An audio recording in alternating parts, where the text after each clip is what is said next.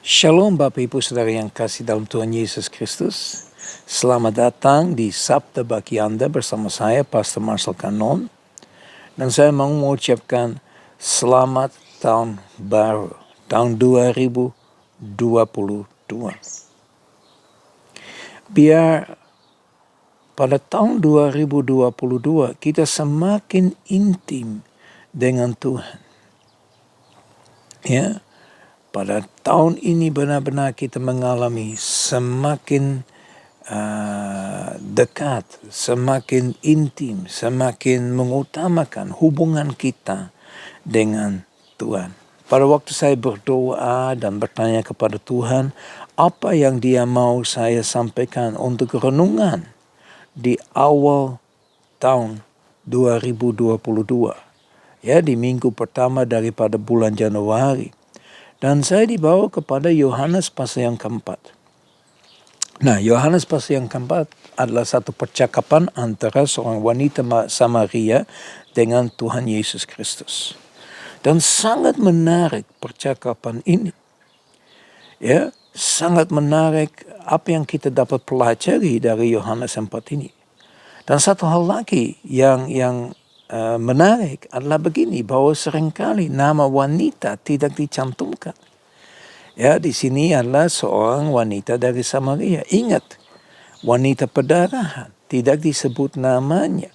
Nah, saya tidak tahu kenapa, tapi ya itulah sesuatu hal yang kita tidak dapat mengerti pada zaman ini mungkin. Nah, mari kita baca ayat yang 1 sampai dengan ayat yang keempat di dalam Yohanes pasal yang keempat. Ketika Tuhan Yesus mengetahui bahwa orang-orang Farisi telah mendengar bahwa Ia memperoleh dan membaptis murid lebih banyak daripada Yohanes, meskipun Yesus sendiri tidak membaptis melainkan murid-muridnya, Ia pun meninggalkan Yudea dan kembali lagi ke Galilea. Ia harus melintasi daerah Samaria. Nah, hari ini saya ingin berfokus kepada dua hal. Yang pertama, ya kita baca bahwa Yesus itu tidak membaptis orang. Ternyata bukan Yesus yang membaptis orang, tetapi murid-muridnya yang mengikuti Dia. Ya, Anda bisa bayangkan. Ya, kalau Yesus sendiri membaptis, Dia mungkin membaptis di dalam nama Bapa dan Aku sendiri dan Roh Kudus. Ya, lucu, bukan?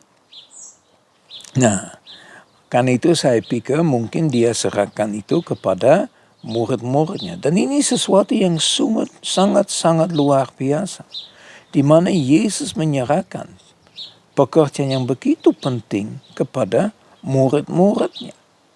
Ya, di mana murid-muridnya membaptis. Dan kita juga dapat menemukan bahwa ternyata dalam waktu yang singkat itu, ya, Yesus telah membaptis lebih banyak orang, bahkan memperoleh lebih banyak pengikutnya daripada Yohanes Pembaptis sendiri. Ya, sangat menarik, ya, bahwa lebih banyak orang mengikuti Yesus daripada mengikuti Yohanes Pembaptis.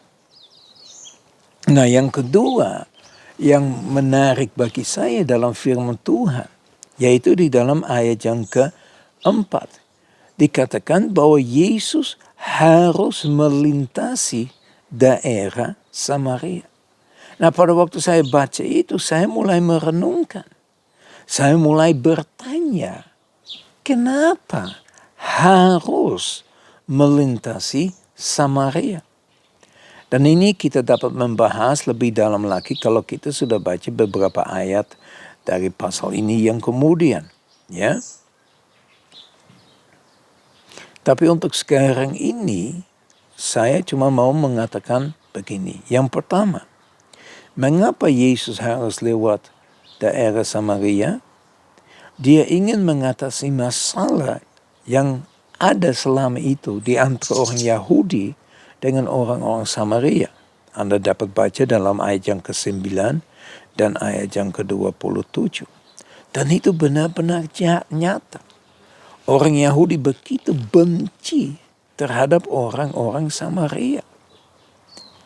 Ya, Anda dapat baca, renungkan di dalam firman Tuhan. Nah, masalah ini kita tetap menghadapi hari-hari ini. Kita tetap memiliki masalah-masalah seperti ini di dalam dunia hari ini, saat ini. Di mana ada bangsa-bangsa atau tetangga-tetangga yang tidak dapat memperhatikan satu sama lain. Bahkan mereka mengolok-olok. Ya, Bapak Ibu Saudara yang perhatikan dengan baik-baik. Bangsa demi bangsa sangat membenci satu sama yang lain. Tidak ada kasih, tidak peduli dengan orang lain. Bahkan di dalam komunitas pun seringkali kita menemukan orang yang benci tetangganya. Tidak mau menjadi satu dengan tetangganya. Nah, kita dapat melihat bahwa Yesus membahas itu supaya itu diatasinya. Makanya dia berani berbicara dengan seorang wanita dari Samaria. Dan kenapa Yesus harus melewati daerah Samaria ini? Yang kedua, karena dia akan mengalami kebangunan rohani yang besar. Karena ada penuaian besar. Ayat yang ketiga 9 sampai dengan ayat yang ke-42. Dan kita dapat membaca itu nanti. Jadi untuk itu Bapak Ibu Saudara yang kekasih, ada satu rencana yang Yesus miliki di mana dari Yudea ke Galilea dia harus melintasi. Karena ada satu kebangunan rohani yang terbesar yang disediakan bagi dia. Nah, perhatikan dengan baik-baik. Yesus tidak hanya bicara tentang penuaian, tetapi dia mengalami penuaian.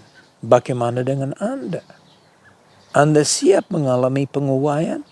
Anda siap untuk kebangunan rohani yang besar-besar? Apakah Anda siap untuk menjadi bagiannya dalam hal itu? Mari kita membuka hati kita dan minta Tuhan untuk menunjukkan kepada kita apa yang Dia miliki. Mari kita berdoa.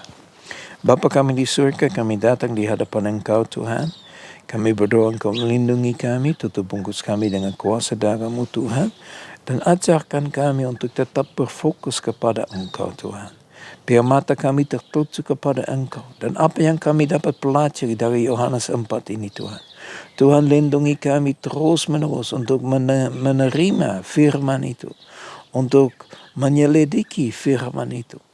Untuk mempelajari firman itu Tuhan. Supaya itu benar-benar tertanam di dalam hati kami. Kami berdoa hanya di dalam nama Tuhan Yesus Kristus. Haleluya. Amin. Ya Bapak Ibu Saudara yang kasih dalam Tuhan Yesus Kristus. Saya berdoa biar berkat dari Allah Bapa kami yang di surga. Kasih yang sempurna di dalam Yesus Kristus. Persekutuan yang manis dengan Roh Kudus. Menyertai kita semua. Mulai saat ini. Sampai Maranatha Tuhan Yesus datang kembali. Bahkan sampai selama-lamanya. Ayo mari kita katakan. Amin. Tuhan Yesus memberkati. Ya. Selamat menikmati hari yang begitu indah yang bersama Yesus. Tuhan Yesus berkati. Shalom.